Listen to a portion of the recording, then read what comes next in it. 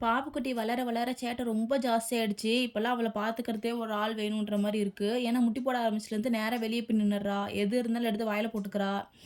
பீரோ வந்து அடுக்கவே இல்ல.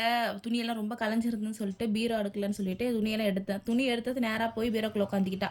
வாடி வாடின்னா வரவே இல்ல. ரொம்ப நேரம் கழிச்சு தான் வந்தா. அதுக்கப்புறமேட்டா தான் அவள தூக்கி வெளியில வச்சுட்டு, கதவ சாத்திட்டு, அப்புறமேட்டு தான் துணியெல்லாம் மடிச்சு எடுத்து வச்சுட்டு வந்தேன். நைட்டு டின்னருக்கு வந்து பாப்புக்குட்டிக்கு என்ன செய்றேன்னு சொல்லிட்டு உங்க கூட ஷேர் பண்ணுறேன். மேக்ஸிமம் அவளுக்கு வந்து வீக்லி 4 டேஸ் வந்து இட்லி குடுத்துருவேன்.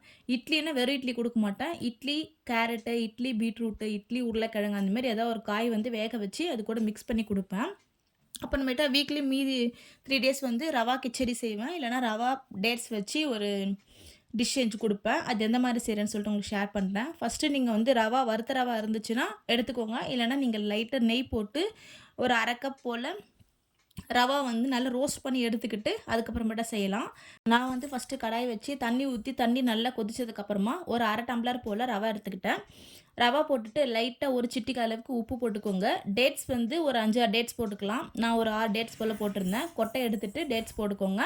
அத நல்லா தண்ணி சுண்டி வந்ததும், நல்லா மசிச்சு குடுத்தீங்கன்னா, ரொம்ப விரும்பி சாப்பிடுவா. வயிறு ஃபில்லிங்கா இருக்கும். ட்ரை பண்ணி பாருங்க. நெக்ஸ்ட் வீடியோல பார்க்கலாம். பாய்.